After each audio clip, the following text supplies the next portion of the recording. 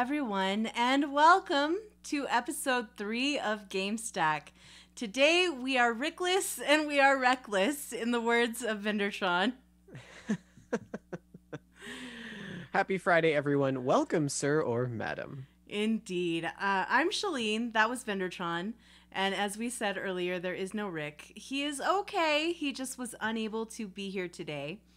Hope everybody's doing okay. Glad you were all able to join us for this lovely episode. And Vendortron, do you want to do our 5-star review shout-outs? Absolutely. So we've got 2 5-star reviewer shout-outs this fortnight. The first one comes from Franeries from the UK. Franeris. Franeris. Oh. Like Franeris Targaryen? Yes, I see it now. Thank you. And I am Claude from the US. So thank you for those 5-star review shout-outs. Those are fantastic. Indeed. And how can people give us a 5-star review, Shaline? Just head on over to Apple Podcasts and tap the 5th star. The number of the star tapping shall not be 4, unlessing that thou proceedest to 5. Neither shall 6 be the number, because that's not an option. 5. Tap 5 stars. 5, please. Type in a little review. Just say that we're fabulous, or that you don't actually like the show, but you just are selling out for a shout out. that you don't actually like the show, but you were told to give a 5-star review shout out. Indeed. Those actually do help us a ton. Those are a major part of the algorithm that pushes a show onto those top lists. So we appreciate that. Speaking of podcasts, we're planning to do one of those today. We're going to talk about some news, some gameplay. We're going to have a live unboxing of my SNES Classic. Very excited. We're going to talk about our favorite eggs in video games. And also, I guess that's the end of our podcast. But it's going to be good. We promise. It's going to be good. So, Vendortron, let's talk about some news. All right. So what do you got? What do you got coming down the pipeline for us this week, Shaline? The first one is not a very positive story, and we really try to keep things upbeat and uplifting here, but this was something we had to talk about. There are a couple of things we have to talk about this week that are not the best. Uh-oh. EA has shuttered Visceral Studios and changed the Star Wars game that they were working on. That game will never see the light of day. Those assets will be presumably reused on something else. Oh, no. Yeah. So Visceral Studios, which EA has closed down, they were a really good studio. They made Dead Space. They made Battlefield Hardline. Dead Space is one of my favorite single-player shooters of all time. Ever. Oh, okay. Yeah. Dead Space is incredible. And these guys were talented, and they were working on a Star Wars game, and I was really excited about it. And now it's over. We'll never ever get to see that. And this Star Wars game, according to the quote, was shaping up to be a story-based linear adventure game. Which is exactly what I want out of a Star Wars game. Thank you very much. Yeah, I mean, that's what I would expect too.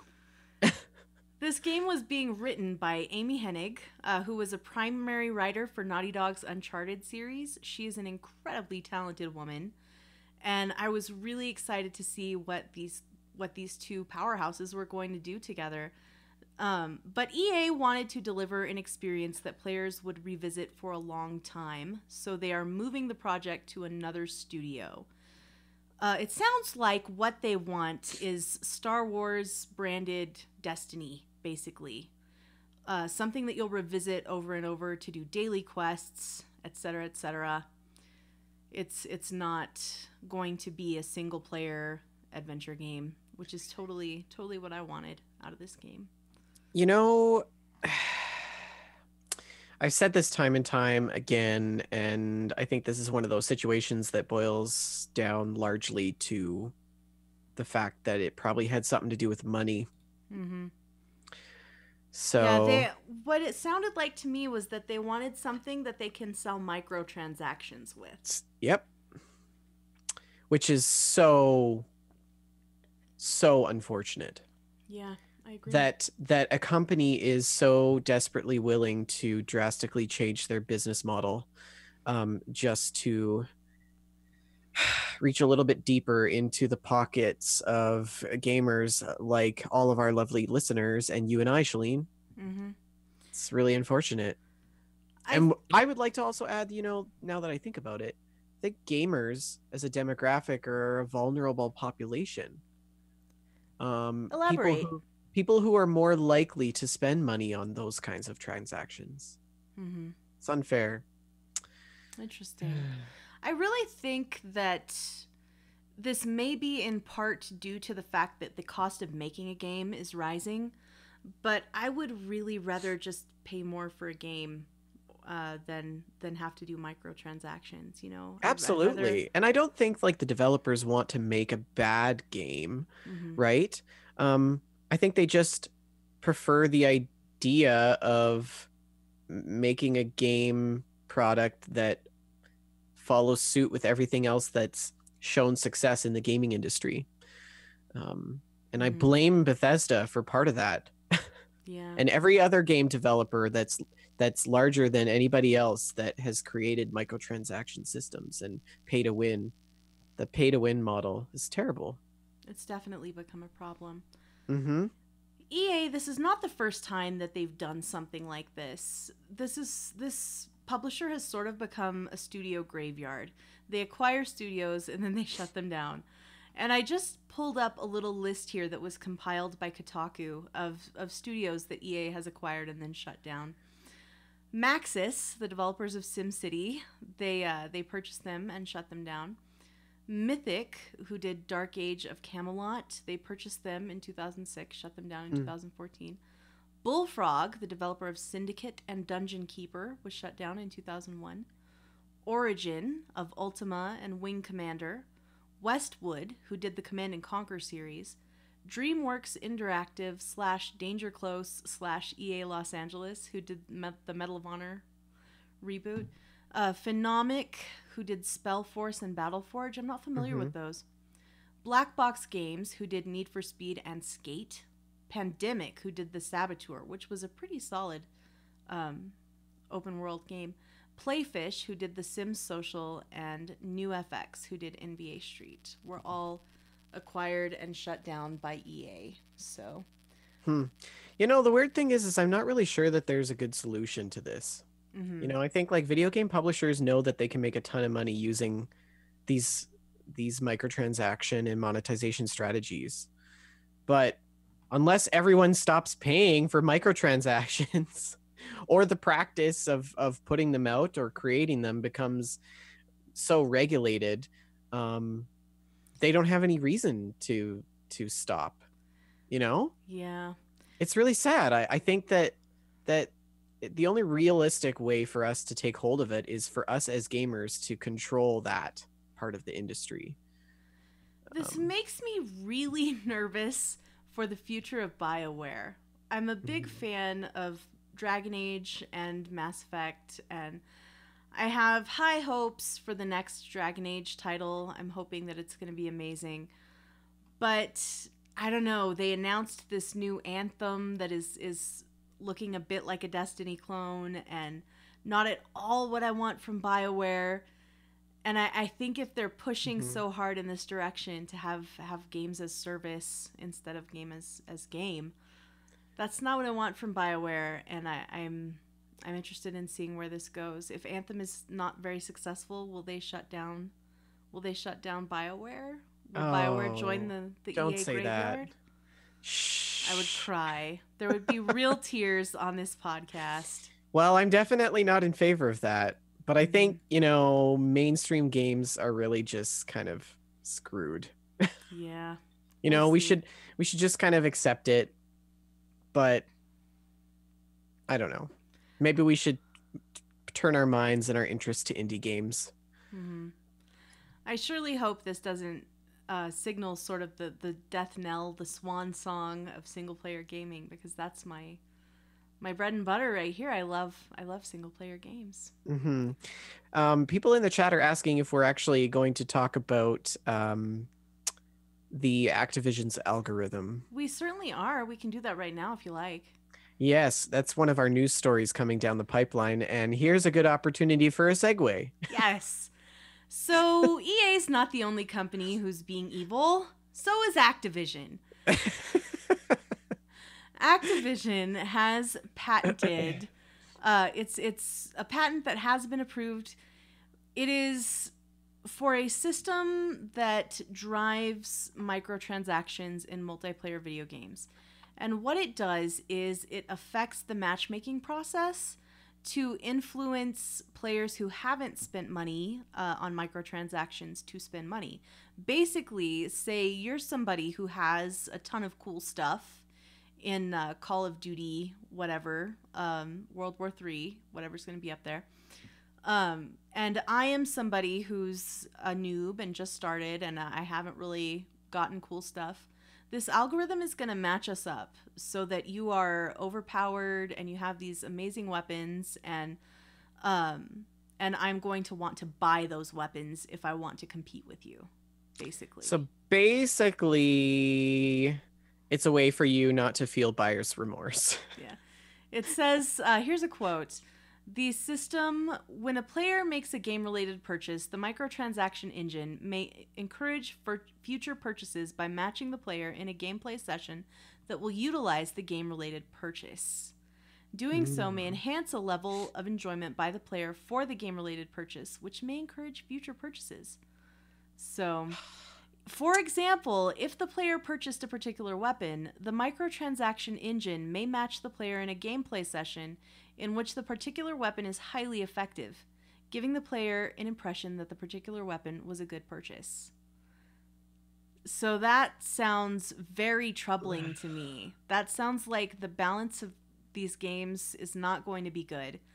It's going to be basically if you're buying things, you'll be given an advantage over the people who aren't buying things, and that is very troubling. It is very troubling. You know, the funny thing about this is that microtransactions, you know, as being kind of a necessary thing to pay for stuff. But we're all forgetting that the players of these video games used to do this all by themselves. Mm-hmm. You know, that's where achievements stemmed from. And so somewhere along the line, somebody decided, hey, why don't we make people pay for their own in-game items, and we'll make extra money because we're already not making enough on top of the 10 billion that we just grossed in our last quarter. It's a little bit ridiculous. Yeah. The games as a service trend, I think, that we're seeing over this last kind of decade has really turned into sort of a net negative for video game players, even despite what, you know, the developers and the markets have told us. I think it's a negative impact on the gaming community. Mm-hmm. And now the worst has happened, according to Activision, or going to happen. It's not good. Know. It's not good, and I'm interested to see how players are going to react to this. But I'm not sure if it matters how players react. There's always going to be, you know, somebody out there who's willing to spend $1,000 on microtransactions. Well, and that's just the thing. That guy subsidizes all the other players who don't. Yeah. You know, there may be hope for things to get better, but it'll certainly get worse before it does. But all I can say is stop buying stuff from AAA games. Mm-hmm. You know? Something that really bothers me is that I'm paying full price for a game, but I don't get all the content. Mm-hmm. I don't even have the opportunity to earn all the content. You know, I have to pay microtransactions if I want to see everything.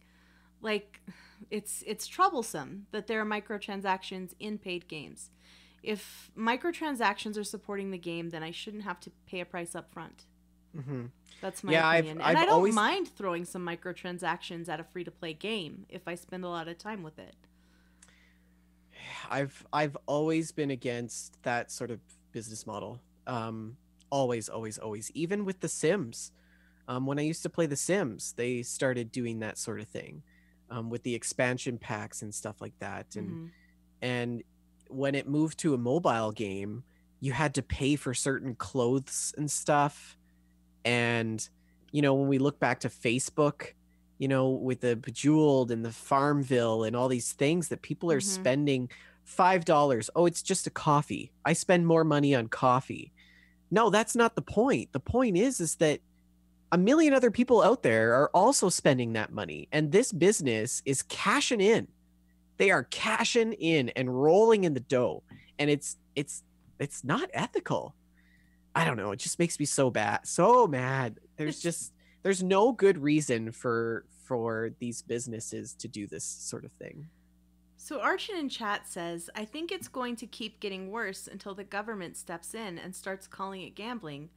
Yeah. Which brings us to our next story. The ESRB says it doesn't see loot boxes as gambling. So this story basically says that the ESRB has stated, while there's an element of chance in these mechanics, the player is always guaranteed to receive in-game content, even if the player receives something they don't want. So, to me, loot boxes are totally gambling. You know what I mean? I absolutely... And this is from the perspective of somebody who has absolutely spent money on microtransactions. Mm-hmm. I'm going hard for this Legendary Dweller achievement in Fallout Shelter. I have bought 2 packs of lunchboxes, and I absolutely wanted Legendary Dwellers from these loot boxes, and it was absolutely gambling. I was not guaranteed to get a Legendary Dweller in those loot boxes. It was absolutely a gamble. I spent money, and I did or did not receive what I wanted. It wouldn't be gambling maybe if they were more clear about the drop rates on things, if they said each pack is guaranteed to have, this. Well, I think, see, this is a tricky thing, because I think if we perceive it from a legislation standpoint, loot boxes, like, you can't win nothing. You're always walking away with something. Mm-hmm. So you're always winning. You may not win what you want to win, but you haven't walked away empty-handed. So, but sorry. Have you ever played a penny slot machine? $1? Yes. Okay, so you put in the penny slot machine, right? It's called the penny machine. You have to play in increments of like 30 cents. And you always win on these things. Like, you almost never strike out. You win like 5 cents back for every 30 cents that you put in. Is that not gambling? By your logic, that's not gambling. If you don't get anything back, if you don't get anything back, right? This is the exact system. This is the exact system that is used for lottery in the United States. Like, so let's we have a game and you pay $5 for a ticket, and you've got a chance to win millions and millions of dollars. If you lose, you don't get anything. That's lottery. Right. And you have to be more than 18 years old to play. But I mean, if we think about lottery game rules, losers get and now, like, losers get something and the winners get millions and millions of dollars, then technically it's not gambling because everybody's getting something if they play. So, I don't know. Would it be okay to have children playing this sort of game? Yeah, that's an important question to ask. Why is it not okay for children? Right? If that's the case there, then why is it not okay for children to play the state lotto, but they can play a game that follows the same concept, and get their, get their small prize instead of the big prize? So I'm going to read out something that Joseph Tao posted in the chat. In the casino. Oh, by the way, thanks to Joseph Tao for helping us compile the news. Yes, thanks, buddy. Yes. Even when it's something we would have put in there anyway, he always has an article with a great perspective and commentary with great perspective. Thank you, Joseph. He says in chat, in casinos in Las Vegas, they have to give you the odds of winning, and game developers don't have to tell us the odds. They used to have to disclose it in China, but used a loophole in the law to hide it once again. And Archin says, I would say it's gambling unless you know the return rates. And I think that's a couple of fair arguments. That's a good point. Yeah, that's a good point. You don't know the return rates. Mm-hmm. Interesting. Well, I think that some serious questions need to be asked by the people who make the laws, because these companies are making millions of dollars. Mm-hmm. So. And Archin says not only the same concepts, right, but many of the same psychological tricks and traps, which reminds me that I was sitting on the couch with my mom and my grandma, and they were watching TV, and I was playing a match 3 game. I think it was Cookie Jam. But I was playing this match 3 game. I turned the sound on for once. I never turn the sound on when I'm playing a mobile game. And I realized that the sounds that were coming out of my phone were like identical to the sounds you hear from a slot machine. Yeah. And those are sounds that have been, research has been done on what sounds are going to trigger the parts of your brain that make you want to keep playing, that make you want to spend your money. And it's excuse me. It's absolutely, it feels very much like gambling. Anyway.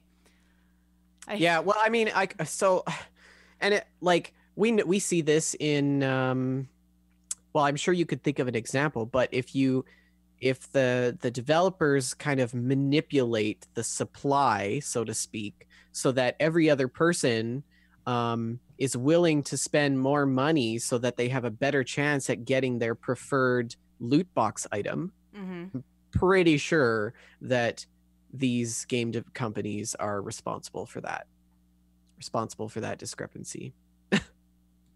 Indeed. Yeah. Ugh. Well, there we are then. Shall we lighten the mood? Yeah. Vendortron? Just do some stretches. Did you ever have a Tamagotchi? Yeah, I did. So did I. I had I guess mine was not a Tamagotchi. I think mine was a Neopet. But it was Bugs mine was Bunny. a Neopet too. It died all the time. Yes. Mine was Bugs Bunny. And I loved it. I kept it alive for like an entire summer. And it was amazing. And I have such fond memories of that little thing. And sometimes I almost wish that I could have a Tamagotchi again. What colors was yours? Mine was sort of this yellowish green. Mine too. Yes. Maybe we had the same like Tamagotchi. The square. It was like kind of squarish. Mm-hmm. Yeah. Yeah, it was like about so big. The little gray screen. So what's your point? Yeah. We got all sidetracked. Yeah. But sometimes I almost feel like I would like to have a Tamagotchi again. And guess what? I could. What? Bandai, toy company Bandai, is bringing them back. They were the original inventors of the Tamagotchi, and they are bringing them back. Oh, that's cute. It's a miniature version that was released in Japan as a limited edition, and the North American release is inbound. They are hoping to sell it to all of us millennials with fond memories of our Tamagotchi. That's awesome. It looks really small. I'm looking at this picture, and I don't remember it being that small. What's the Tamagotchis? They're saying that the name for the new little guy in the Tamagotchi is Egbert. Yeah. That's cute. I think this guy named it Egbert. They named his it personal Egbert. one was named Egbert. That's cute. Which is adorable. And I'm a little tempted to get one, but why would I buy this physical Tamagotchi when there are a bunch of Tamagotchi style apps out there? Exactly. That I can download to my phone. Yeah, with carrying this, microtransactions. Like, why wouldn't we just do that? without having my new coworkers think I'm a big weirdo, with carrying around a Tamagotchi. Put it on a string, wear it around your neck. Sorry, guys. I can't take this call. My Tamagotchi pooped everywhere. Just hold on a second. He's sick. Oh, I will be goodness. right with you. Oh, man. Well, that's exciting. Goodness. Yeah, so I loved my Tamagotchi, except I always killed it, so it was really discouraging. I was pretty good at keeping mine alive. It's probably why I don't have plants either. Mm-hmm. Or kids. Or kids. Or animals. I'm sure all my Ark dinos are dead because I haven't logged into Ark in like a month and a half. R.I.P. Vindy's dinos. Yeah. Poor dinos. Should probably check on them. Maybe Jess is looking after them.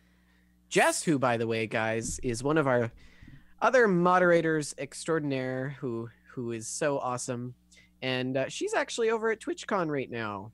Yes. So she is posting all kinds of awesome pictures with all of the public figures that you see in the Twitch community, like Kismet and Snowlit and Kira. So make sure you check out her Twitter. She's showcasing all the stuff that's going on down there at TwitchCon. And if somebody wanted to follow Jess on Twitter to see her amazing adventures at TwitchCon, where would they go? They can go to Jess's Twitter, which is at KernJess, KRNJES. You can find her there. Indeed. And I suggest that you all do that. Go check out Jess's boots on the ground reporting from TwitchCon. Yeah. She's fabulous. I wanted her to call in from TwitchCon, but she never answered. Oh, that would have been awesome. Yes, I would have totally loved to have a live segment from TwitchCon. That would have been amazing. Wow, I'm really going to have to give her the gears for not answering you back. Oh, that's okay. She's busy. She's having the time of her life. Yeah, but she's a mod. Or is she still a mod? Have we fired her now or Oh goodness. Oh goodness. So if I maybe don't want to necessarily be at TwitchCon but still want to have something to do with video games, you know what I could do now? What's that? I could share a 30-second clip from my Nintendo Switch. Okay. That one was a stretch.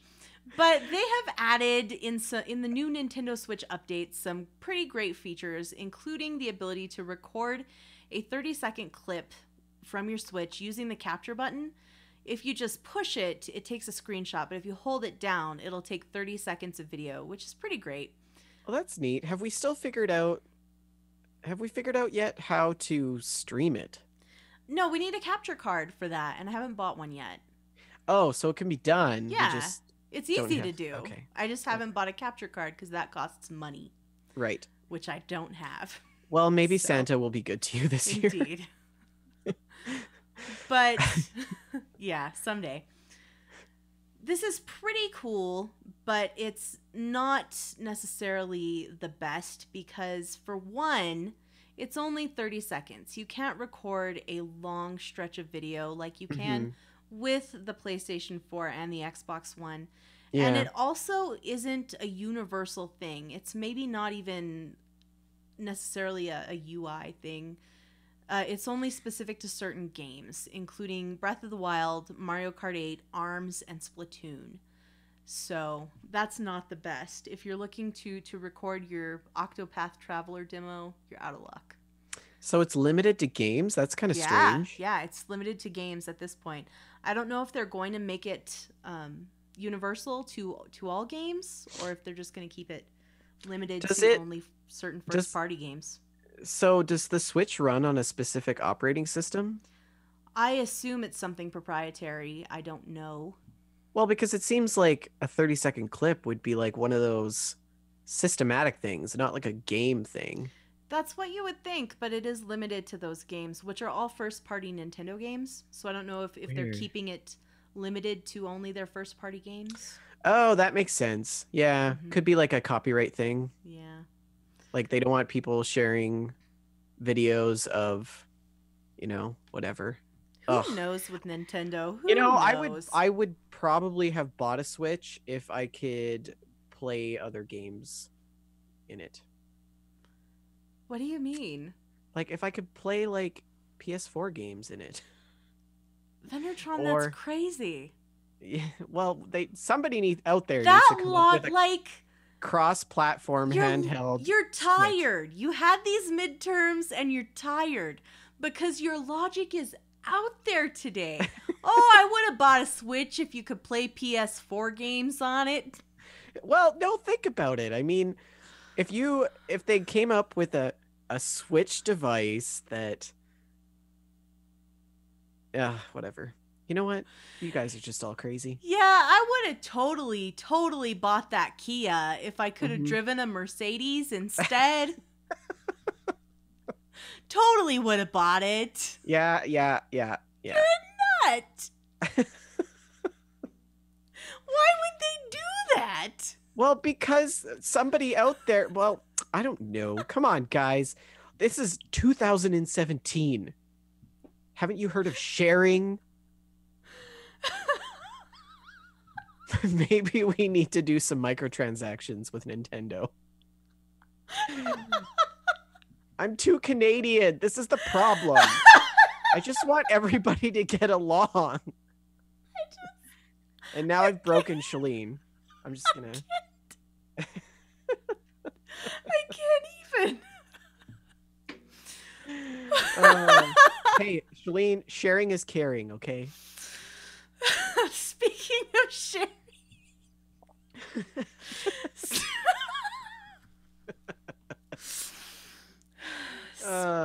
Speaking of sharing, Yeah. you can transfer your save data from one Switch to another Switch, which is good, but they didn't do this as well as they should have either. Because it's not any sort of cloud save for your data. You have to have both Switches right there together to be able to do the transfer. So basically, I could buy a new Switch and then transfer my data and then give you my old Switch, which is a pretty limited use for this. I don't see a ton of use for this. So here's a question. Has anybody figured out how to jailbreak the Switch? Oh, I'm sure it's been hacked by now. Because I would buy one then if I could jailbreak it. But we here at Gamestack do not endorse. Oh, come on. We're already reckless. Oh, goodness. Goodness. Rick is not going to let us do podcasts without him anymore. After he hears this he's train gonna be like, wreck. I go away for one show. Everything's on fire. Vendortron's wanting to play PlayStation 4 games on the Switch. Goodness. Yeah, see, yeah. Okay. Well, my next article that I had for the news is something else that sort of worries me. I'm somebody who is an anxious person by nature, you know. I worry about things, and this is something that worries me. Okay. Humble Bundle, the game distributing website conglomerate of game selling, has been acquired by IGN, who is basically probably the most popular video game media outlet. And this is very troubling on many levels, especially since Humble has recently begun publishing games. So I noticed, I'm a consumer of IGN. I'm not an IGN hater. A lot of gamers out there are IGN haters. I think they do pretty good work. But I subscribe to this podcast of theirs that is basically just a robotic sounding dude reading their articles.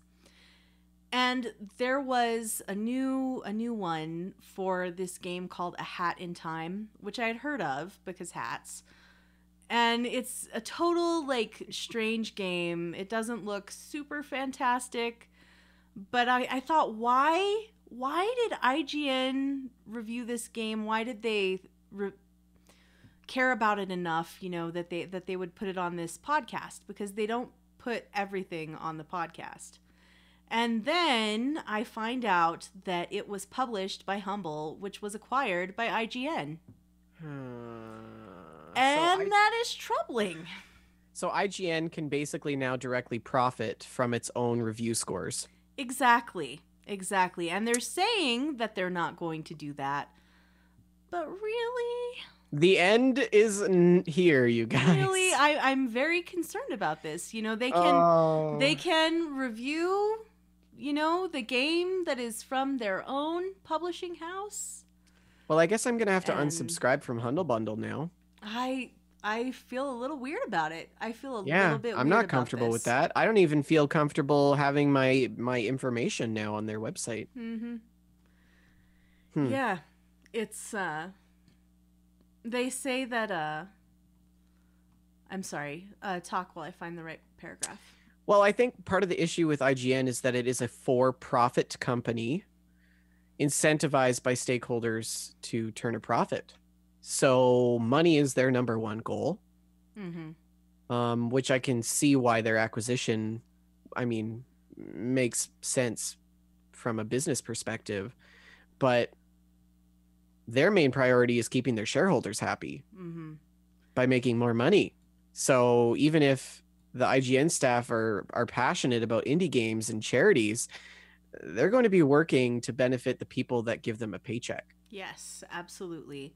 And so that's a conflict of interest in my opinion. It really, really is. It really, really is. So the paragraph that I was looking for is right here. Per Schneider, who is one of IGN's heads, I believe he was a co-founder of the website.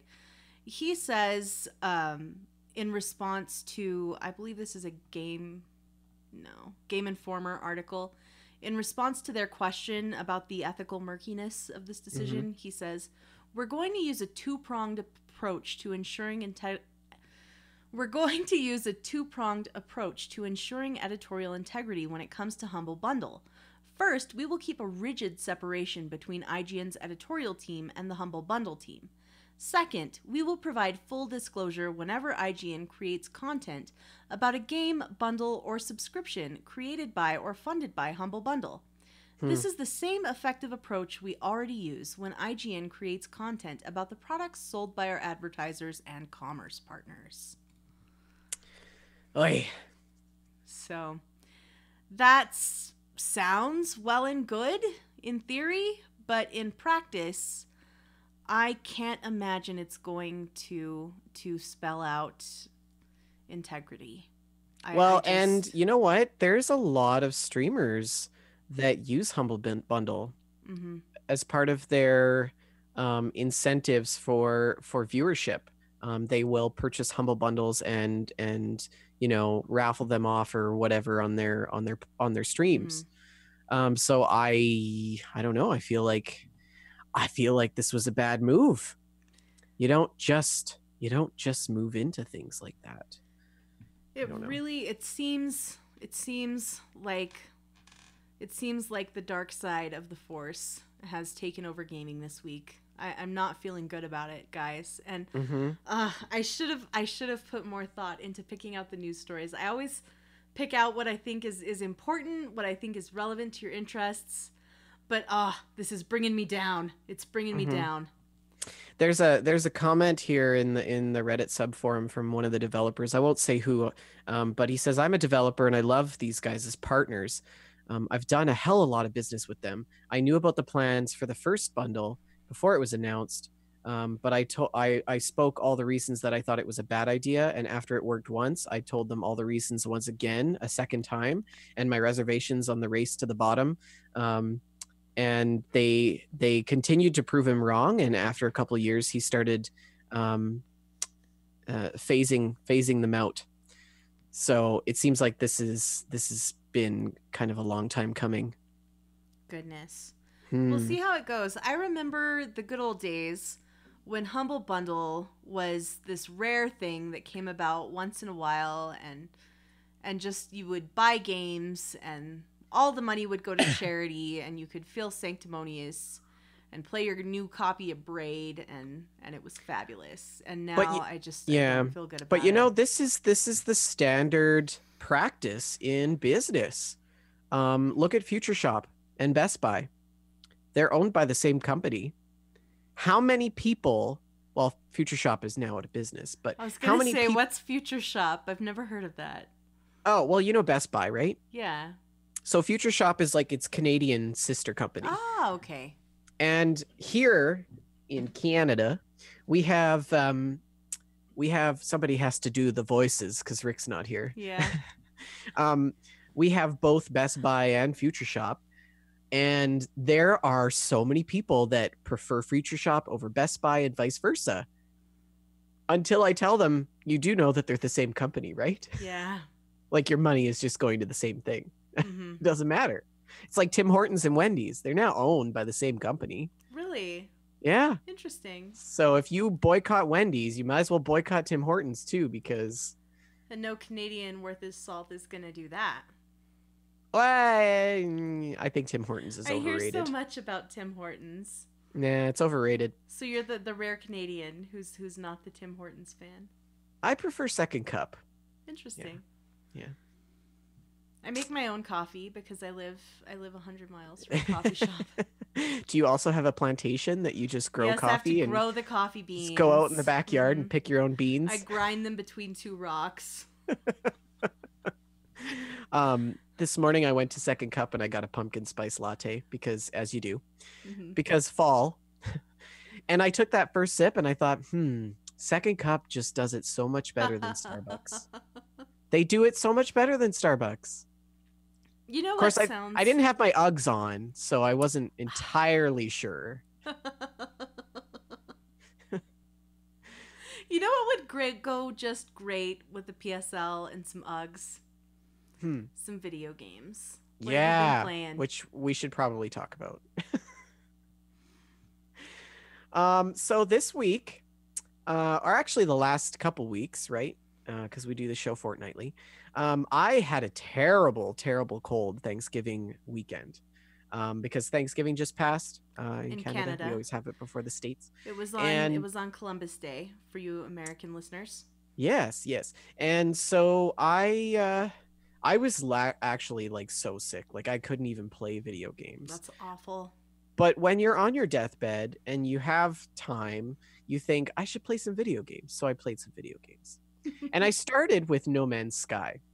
Because as you have heard in a previous episode of KD Radio, I believe, we had talked about No Man's Sky and the latest update and the whole conspiracy with the tapes and the geocaching, and it was all exciting.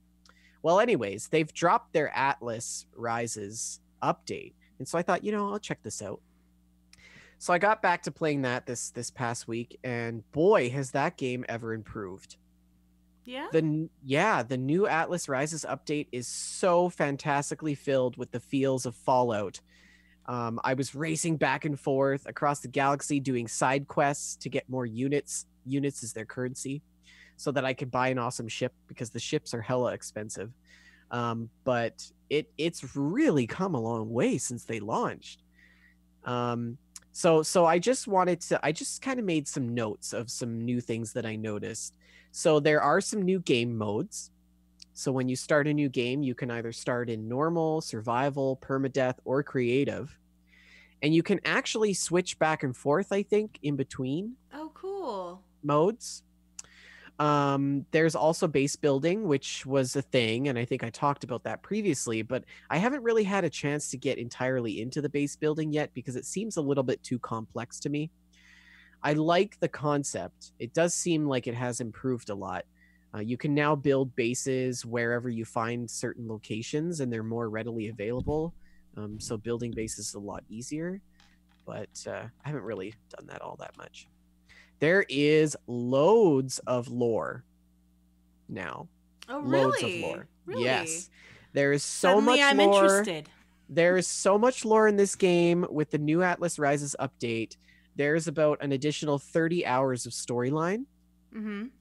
And I was flying around along in space, and I got this distress call from an alien who was attacked by space pirates. And so as you do, I went to investigate, only to find a wrecked ship and the alien to lead me on a wild goose chase, planet hopping across the galaxy.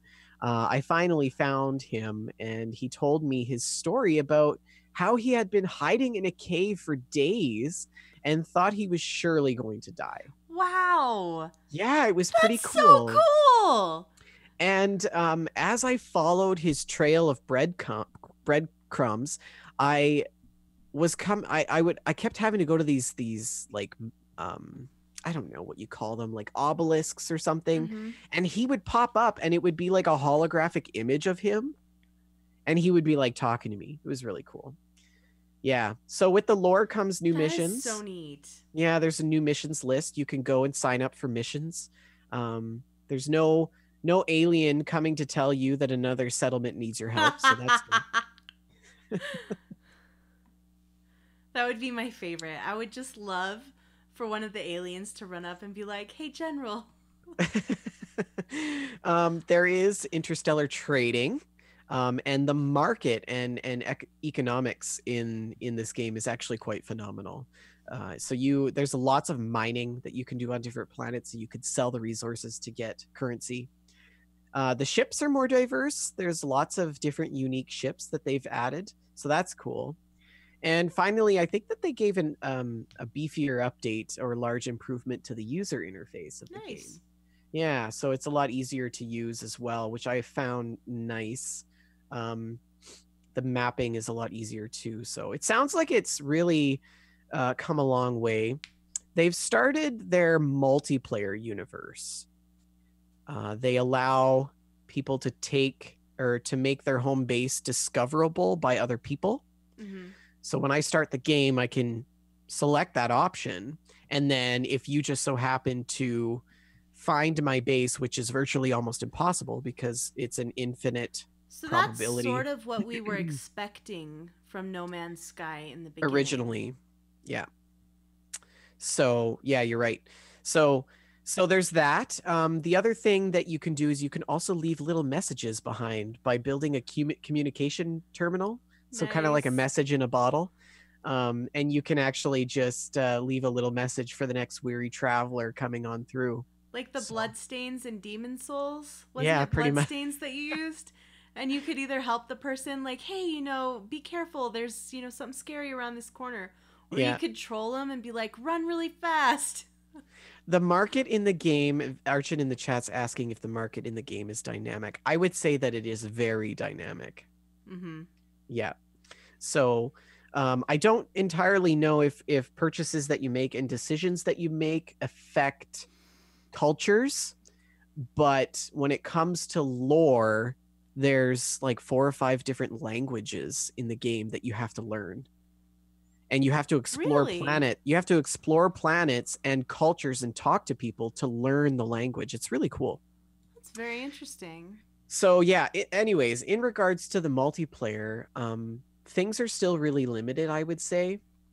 So that's one thing that I would like to see them develop a little bit more on, but I'm pretty impressed. Very cool. Yeah.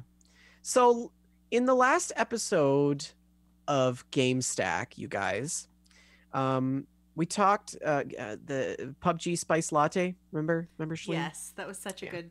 You're just the king of the show titles.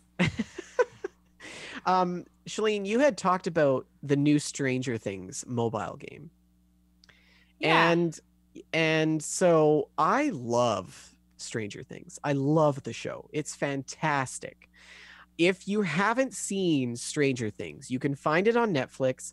If you have seen it, or even if you haven't, I guess, you can pick up the free game for your mobile device in the App Store. Yes. And I highly recommend it because I have played it and I have finished it. Nice. Is it long? It's pretty lengthy. I'm not finished. I finished, I think, the main storyline. Okay. So you've beaten the storyline, but there's still some cleanup. There's a lot of extra stuff to do. Mm-hmm. So I've been playing a lot of Stranger Things. Basically, any free chance that I get, I play it. So on the way to school, on the way home from school, because I take the train, so I basically just sit and wait. So it's a good opportunity to play it there. I also play it before bed, so I've been doing little quests and things like that. Um, and what can I say about this game? It's just fantastic. To start, I don't want to say too much because I'll give away all the goodness that this game is. Really. And I don't want to say too much about it as well because it will definitely be a spoiler for you for the show. Right. Yeah. We The don't game want is that. Yeah. So if you don't know what Stranger Things is, it is a 80s period piece. Sort of a horror slash sci-fi, I want to say. Yeah, I would think more horror than sci-fi. It's a little bit of a Stephen King homage to Mm-hmm. some of his earlier stuff. Yeah. In any regard, it's very retro inspired, and so naturally the game is very retro inspired. Very 80s feel to it, from the music to the lore within the game itself.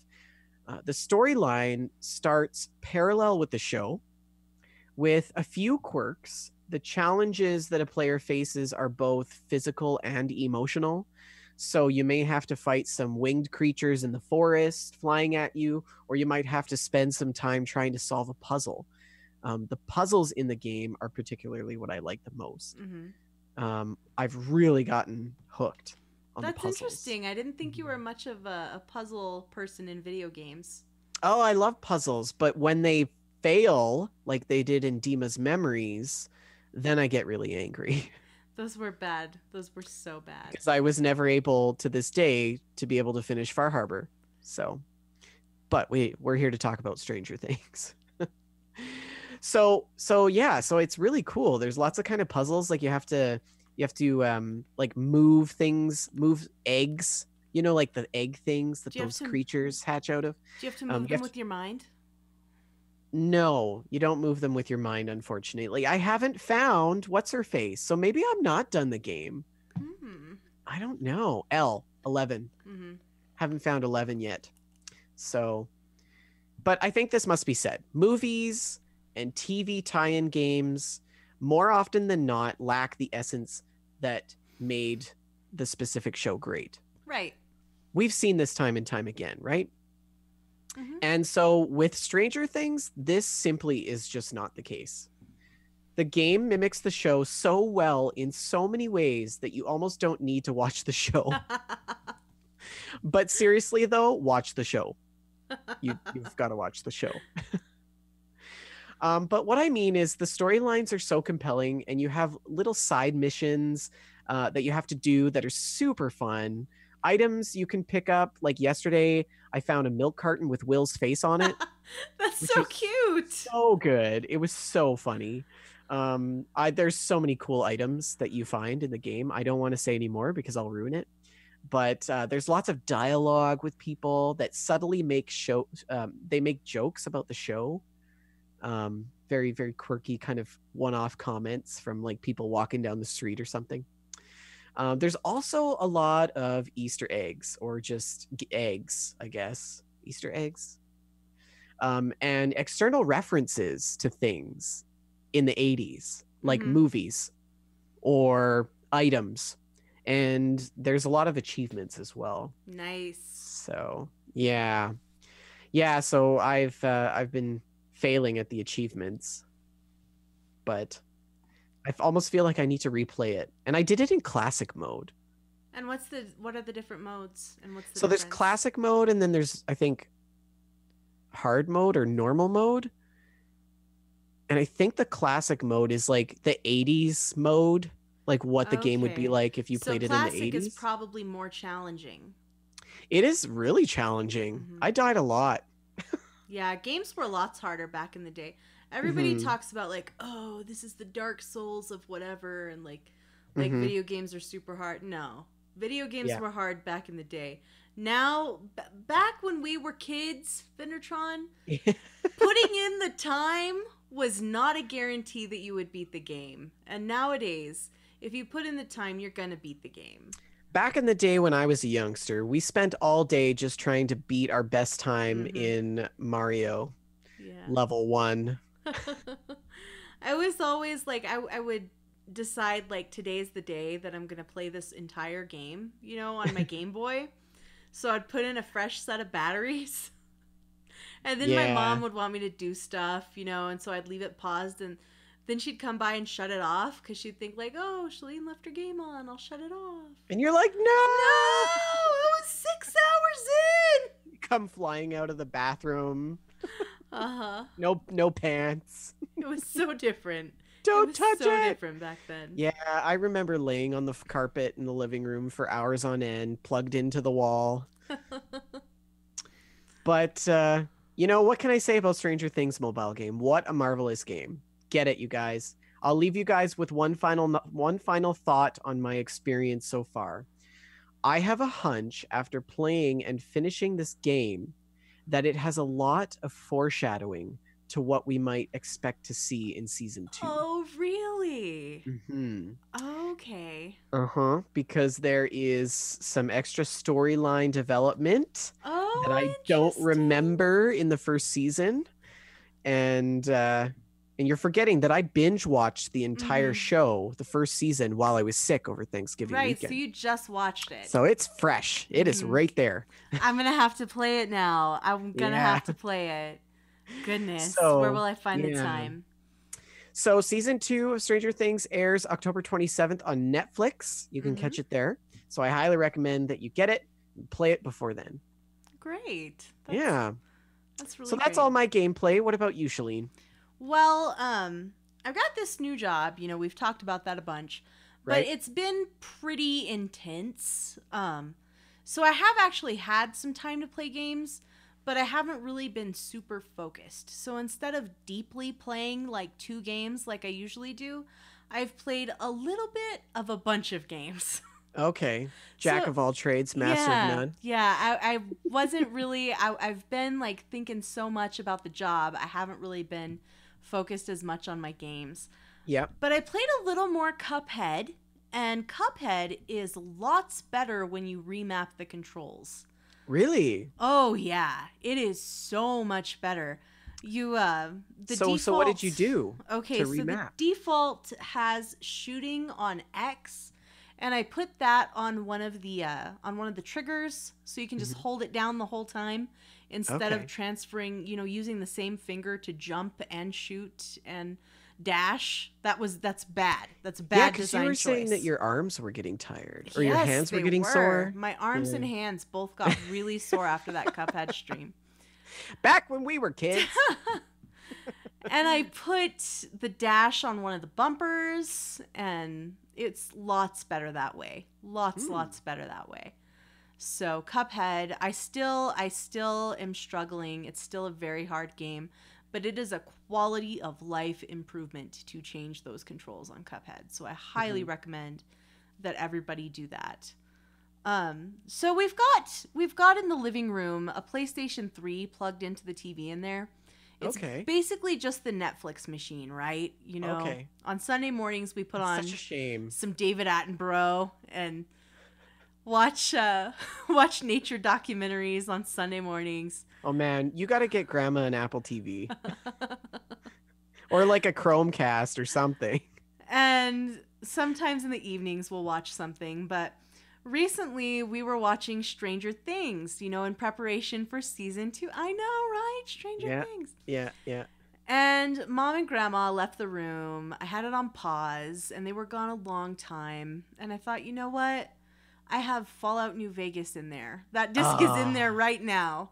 So I booted it up and played like an hour of Fallout New Vegas. I found some gecko-laden cave I didn't remember, full of fire geckos. Oh, I remember that. Yeah, I don't remember that one. I don't know if I never found it before. I don't know how. I've played like 12 deep thorough playthroughs of New Vegas. Is that close to Good Springs?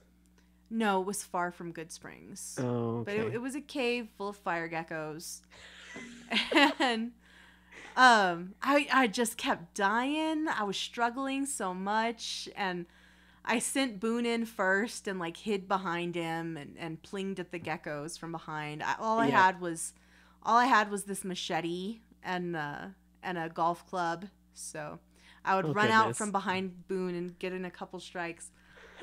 But I did a couple of quests. It was really fun. It felt really good to be back in that world. But I thought, man, this game looks terrible.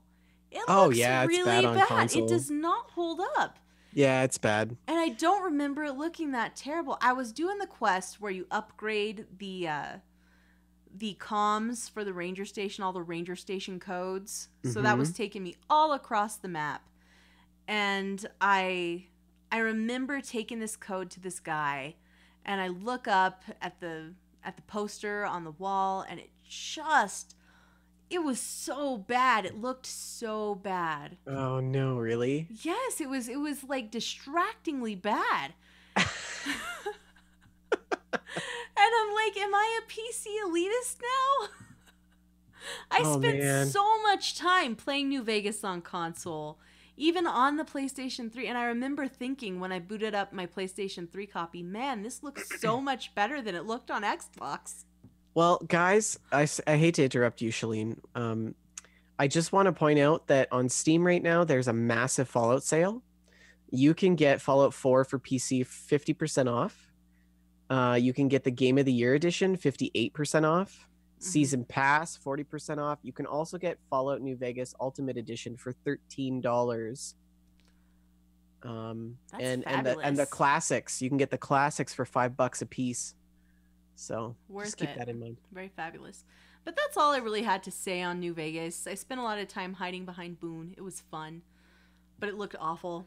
Archin says, so, segue to New Vegas Remastered? I wish, Archin. I wish. I said this in the last show, and you guys were like, no. And I was like, never what? happen. Come on. I wish, but it'll never happen. I want to see New Vegas Remastered with new content and a bigger map. That would be great. Yeah. So the game that I've played the most of is going to be a surprise to those of you who don't watch us stream on the other Fortnites. PlayerUnknown Battlegrounds. I'm in love with PUBG. I'm so in love with PUBG. And you guys know, talking to me, I love my single player games. I love RPGs. I love open worlds. And it turns out I also love PUBG. It's so fun. I blame Rick. I totally blame Rick. Absolutely. He's not here, but we're just going to drag him through the mud on that one. Well, we blame him for most things anyway. Yeah, this is true. Frankly. But PUBG, it's basically it's hide and seek with guns. And that's wonderful. The idea, of course, is that you survive to be the last man or woman standing. You start off, there's 100 of you, you jump out of a plane onto an island with nothing, you find stuff, equip yourself, and try to survive. And there's this circle that closes in, making the map smaller so that it shoves you together, with your fellow combatants, and it's fabulous. It's so fun. So fun to play. I'm really confused about the circle, though. Because there's two circles, right? There's like a white one and then a blue one. Right. So the blue circle basically is... there's two circles because the inner circle indicates where the outer circle is going to be real soon. Oh, it's like the safe zone. You know how there's the timer and you have to get in... Yeah. Yeah. So, and the outer circle is the circle that kills you. And it just gets smaller and smaller and smaller. Right. If you don't watch our opposite fortnightly streams on Twitch, you missed the three of us streaming together PUBG for 4.5 hours. It was so ridiculous, you guys. 4 hours. It was incredible. I may post it to YouTube. It's going to take 8 years to render. But it was so much fun. It was so much fun. And Rick was so patient with us as he Sherpa'd us around the island. And then we played again another night, not streaming. The three of us got together and played, and it was super fun. That And was exactly what I needed. I was oh so yeah. stressed out that night because I had been studying for hours and I was like, I can't do this anymore. I wonder what Rick and Shaline are doing. Yes. Oh man. Well, during that game that the three of us were playing together, I Right. asked Rick, and I'm so bugged that Rick couldn't be here for this podcast because I I know. wanted to just talk to him about this. But I said, I wonder what the lore is behind the circle. And Rick said, there is no lore behind the circle. It's the circle. You know, it's just a video game. I'm like, no, there has to be lore. Yeah. They had to write lore for the PUBG circle. You know, they had to. And Rick says, no, they don't. It's just a shooter. Shooty McShooterson. You know, there's no lore. And when I was putting together some show notes for this episode, I thought, you know what? I am going to write the lore for the PUBG circle. You wrote the lore? But I didn't, though. I was gonna Oh. do it, but I googled it first, and it turns out there's actually lore for PUBG. Oh, damn. There is lore for PUBG. I didn't write it. This is from their official website. Okay, ready? I'm so sad that Rick is missing this because I was gonna rub his face in it. I'm ready. There is lore for the circle. The map is named Erangel and is a fictional island based in the Black Sea. Erangel was originally occupied by Soviet forces from the 1950s onwards and was used as a military testing facility, which explains the military base, as well as the hospital and storage facilities. Well, it also explains the style of the buildings too. It's a very sort of Soviet feel. Mm-hmm. A local resistance movement fought to reclaim the island, which eventually led to the island becoming abandoned. The electrical field that you see wreaking havoc on the island is powered by electrical emitters, which were used to contain towns that were showing signs of revolting against the Soviet forces. So that, my friends, is the lore behind the PUBG circle. Winner, winner, chicken dinner. We have a comment in the chat from Bree that says, speaking of PUBG, they kind of made a reference to that on the new South Park game. They say the winner, winner, chicken dinner phrase. Oh, that's funny. But I don't think that's a PUBG original. No, it's a No. phrase that existed before, but PUBG sort of claimed it. So. Yeah, we need to come up with a new acronym for PUBG that says something about the game. I don't know, but PUBG is fun. We'll think about that and report back to you on the next episode of Gamestack. Everyone go play PUBG. I've also been playing Dishonored, Death of the Outsider. So I played that. I played the first little bit of that a few weeks ago on stream, but I was so tired I was acting like a drunk person. It didn't go well. Didn't go well at all. And yesterday I sat down and really focused and went through it slowly and cleared that first little section, and gosh, that game is still super good. And something else that I really enjoy about this, so when I play I play a ton of Dishonored. If you guys are new here, if Gamestack is your first podcast that I've done, I play an awful lot of Dishonored. It's one of my favorite franchises. I've played them all many, many times. And the first time I play a Dishonored game, I always go for a no detections, stealthy, no kills pacifist run.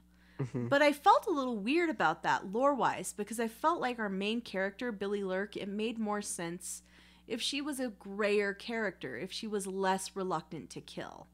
So story-wise, that made more sense to me, and I noticed in the achievements that there is no pacifist achievement this time. So I'm going for a no detections run, but I am killing about half of the guards that I encounter. When it seems appropriate, it'll be a stabby stab instead of knocking them out. And it's been really enjoyable. Very enjoyable. That's good. The world is good. The environment I still have to get into Dishonored. The problem is I just don't have the time, right? Right. But one day I am going to go through that entire series and really sink my teeth into it. It's going to be great. Was it Archon that said when we're all in the nursing home, we can clear our backlog? Yeah, that's pretty much... Someday when you are senior citizens. That's how it'll go. So. Yeah. Instead of finishing our backlog, we'll all be playing PUBG though. Indeed. So There's one more thing that's on my backlog, and that's some SNES games. Oh, did it come in? It did. It came in. It came in. Yes. My SNES Classic finally came in. They shipped it. It came in. And I thought we could do a live podcast unboxing. What do you think? Yeah. All yeah. right. Let's oh, do this it. is exciting. Are you going to play like Donkey Kong? Is Donkey Kong on here? Yes, it is. Donkey Kong Country. Oh, I'm so jealous. excited to play this thing. Now that I'm looking, oh man, I'm excited. So I'm going to try and describe this for our audio folks because frankly, they are most of the folks are the audio folks. And if you hate this, I'm sorry, audio folks, just let me know. We won't do it again. But the SNES Classic box is about a foot long, couple inches across. It's very heavy. It's much heavier than I expected it to be. Yeah. Huh. Because most of these console remakes are usually just a shell with a very small circuit board inside. Exactly. I expected this thing to be light as air, but it's got a nice satisfying weight to it. And it's got this, the black and red marketing on it, that red stripe across the top. That feels so nostalgic, and it made me think they've really sort of echoed this in the Switch branding, this red look. Yeah. So that's something interesting. So let's open it up. Okay, here we go. Let's do this. Oh, I'm so jealous. How much did you pay for it? I think it was $80. Ooh. Yeah, okay. It's a little pricey. We'll see if I can even get it open, guys. Yeah. Now you're playing with superpower, it says. Oh. I wonder how similar this packaging is to the original packaging. I don't know. I never owned an SNES. All of my SNES time was at a friend's house. Yeah, mine too. Frankly, I had a Sega Genesis. She was only my friend because she had a Super Nintendo. That's not true. I love you. Oh, Shaline, you're a terrible person. You know who you are. I love you. So we've got here our little console, and it is very little. This thing is like probably pretty comparable in size to my 3DS XL.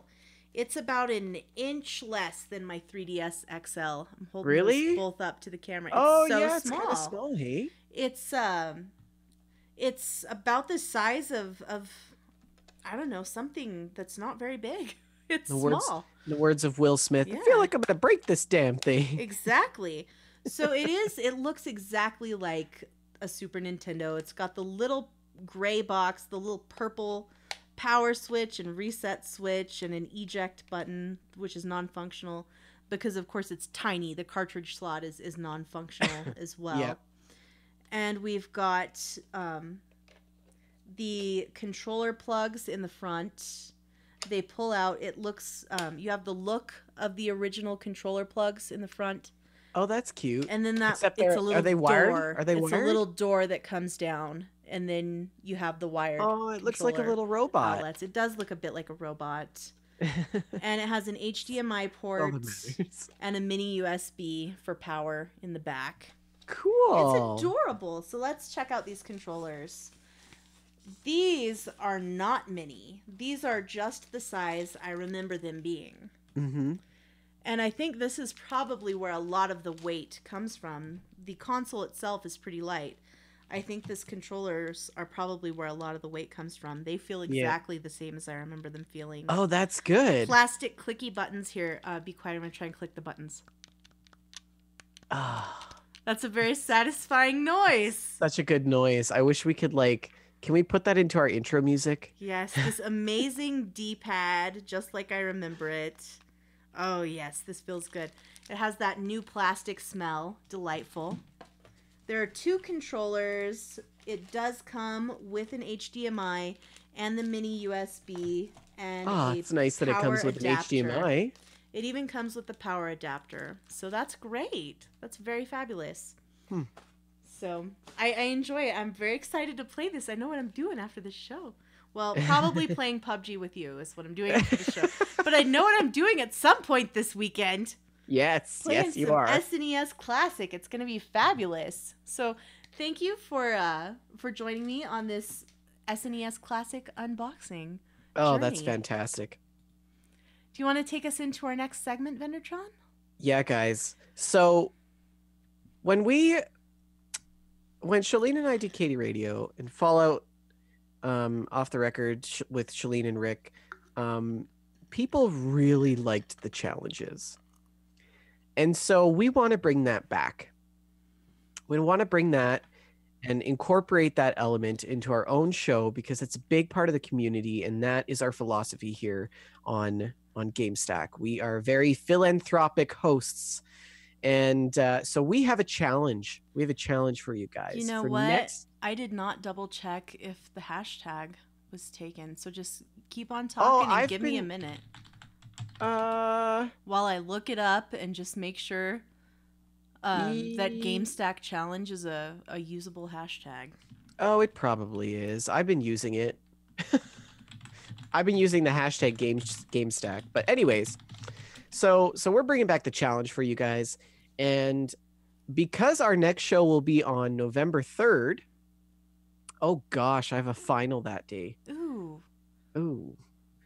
Because our next show will be on November 3rd, it will be 3 days after Halloween. So we want to theme it around that. And we want you guys to send us a screenshot of something spooky for Halloween.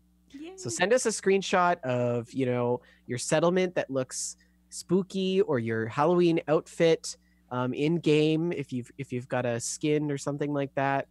Send us anything game related that is Halloween, and we will include it on the next show as part of the Gamestack challenge.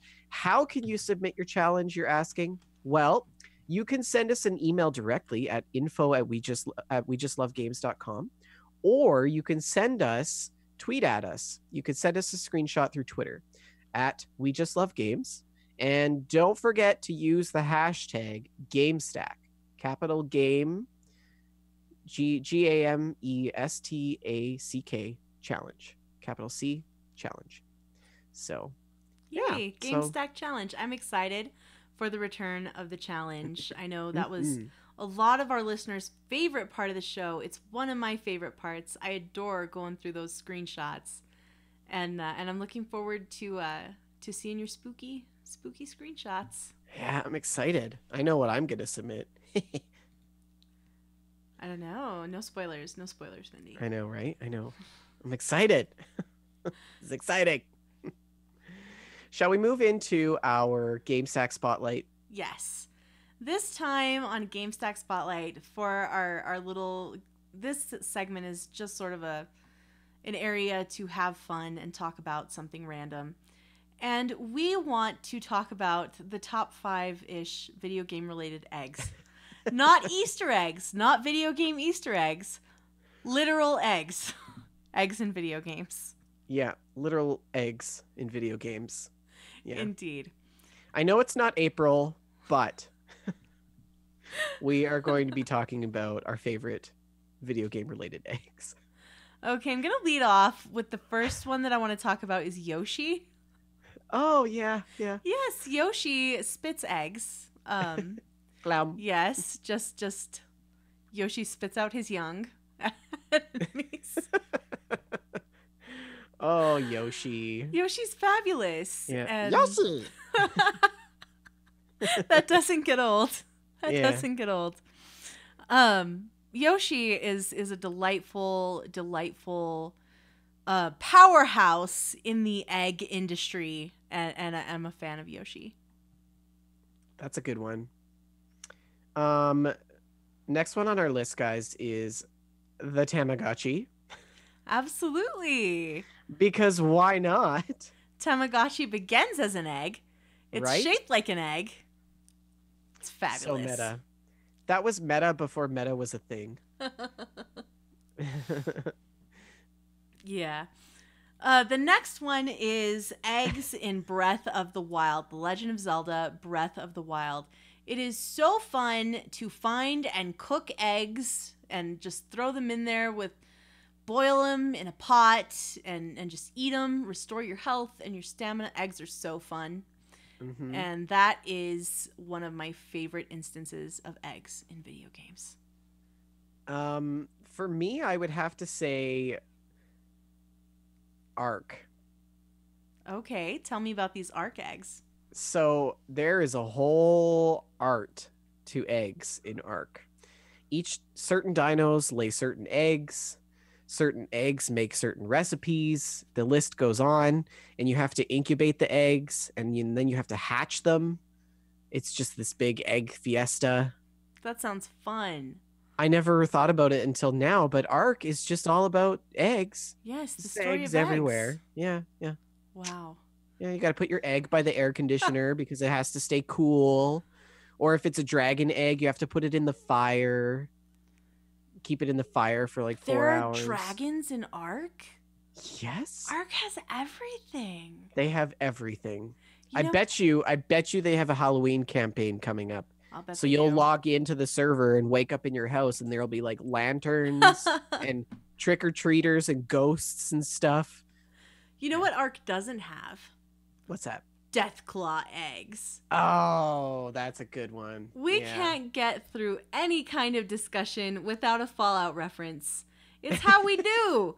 That's why you're here.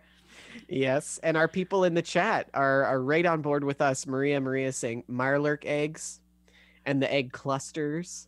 And then Archon also says rad scorpion eggs. I put Deathclaw eggs on the list because they are the biggest and the baddest of the eggs. They are the hardest to get. They are the worth the most, and you can use them to make a Deathclaw Wellington, a lovely Deathclaw omelet, or you can return them to their mother. It's fabulous. Deathclaw eggs are the best. I love them. Lovely Deathclaw omelet. Do you remember that chick in Sloan? And she was like, if you bring me a Yes. Deathclaw egg, I'll make you a Deathclaw omelet and I'll give you the recipe. And the Deathclaws were so much deadlier in New Vegas. Oh my gosh, they were so Oh, deadly. They Like were the quarry? so Forget it. tough. Yeah. Forget it. Yeah, Oh, that's man. one Oh, of my favorite things to do is when I hear somebody saying like, yeah, I picked up New Vegas for the first time. I'll tell them like, yeah, there's this place called Quarry Junction. There's Yeah, a you should couple really of check it mole out. rats in there. It's no big deal, but at the bottom, there's a chest with the best armor in the game. So go check out Quarry Junction. Do that right away. oh, that's good.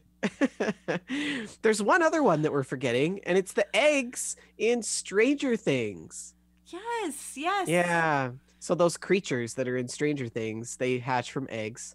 And if you play the mobile game, you'll know what I'm talking about. So I'm so gonna have to check that out. yeah. And the final egg on our list, this is what, like 8 of our top 5 list. We said 5-ish.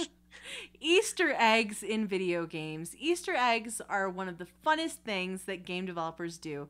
Putting in zany, silly things that reward you for finding a strange place or doing a strange thing. And I enjoy Easter eggs in games. Where did Easter eggs originate from? Like in-game Easter eggs. Like who started that? I think the first one was in Adventure. I don't remember what it was, but I think the first one was in Adventure for Atari. We should do a show on Easter eggs We should. for Easter. Have we already done a show on Easter eggs? I Probably. mean, not a Gamestack, but I think. Well, there there's might so have many been Easter Katie. eggs. I mean, we could do like a 5-part series. We should do a show and maybe get some game caps of some of our favorite Easter eggs. So that's what it's like when we plan the show.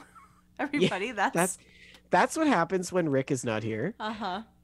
This is what you Yes. can expect. We need the Rick next- here. He's the dad of the show. Yeah, he keeps us on track. So when we start the show and we say Rick's not here, you probably want to stick around because stuff's going down. We are Rickless and we are reckless. Oh boy. You have anything Well- else you want to talk about today? No, I really don't. I think that's about sums it up quite good. Let's wrap it up so that we can go play some PUBG. So, if you like this podcast, you will probably also enjoy my appearances on ASA Podcarding, which is a Mario Kart podcast. I've had a ton of fun hanging out with Andrew and Kara and the gang on that show. I was on 4 episodes, and I'm going to record some more with them tomorrow. So watch for those in the future. And speaking of the guys over at ASA Podcasting, we will be joining them for their cystic fibrosis charity live stream on November 11th. Details incoming. We don't know for sure exactly what we will be doing or what time we will be joining the live stream, but the live stream will be happening all day. I don't know if they're going to do YouTube or Twitch, but we will give you the details as soon as we have them. The ASA Podcasting Cystic Fibrosis Charity live stream, which we are honored to have been invited to be a part of. Yeah, we're very excited to participate in that. I think it's for a very good cause. Indeed. Lovely people and a lovely cause. So, Vendortron, if people wanted to get a hold of us, how would they do that? All you need to do, guys, is email us at info@wejustlovegames.com. You can also send us a tweet or contact us on Twitter. The show's account is at wejustlovegames. You can find Shalene's account at Shaline L and Rick at Rick McVick, and you can find me at Vendortron N. We also have a Facebook page, facebook.com/wejustlovegames. And we also have a Facebook group, so you can find us at groups/wejustlovegames. You'll notice on the stream for some of our live viewers, we have a website address, and that is still in the works, so stand by. But that will be the central archive for you to be able to find shows and all sorts of things. We also have a Discord server, so if you want to be part of the action outside and inside the podcast, you can send us a personal message on Twitter, and we'll make sure that you get access to the Discord. And we also record live at 6 p.m. Mountain Time, 8 p.m. Eastern Time at twitch.tv/wejustlovegames fortnightly on Friday evenings. And so we will see all of your beautiful, lovely faces back here November 3rd for our 4th episode. And hopefully Rick will be able to join us at that time. Yes, we'll also be here on the 27th for a live stream on the non-podcast weeks. We stream a video game. It'll probably be episode 2 of Life is Strange. Oh, yeah. But you know what? You know what? Bree in chat mentioned earlier that Assassin's Creed Origins comes out that day. Oh. So I'm torn. I want to play both of them.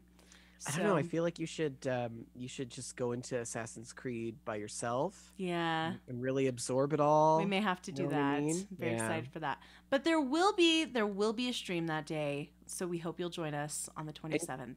And you can rest assured that at some point we will definitely do a Let's Play of some Assassin's Creed. Absolutely, positively. It'll be educational mode, me and Jess. Yeah, we'll go on a museum tour. Okay, everybody has their buddy. Let's go, kids. Everybody, we'll go to the gift shop when we're done. Thank you so much, everyone, for joining us. Vendortron, let's go get some chicken dinners. Chicken dinners.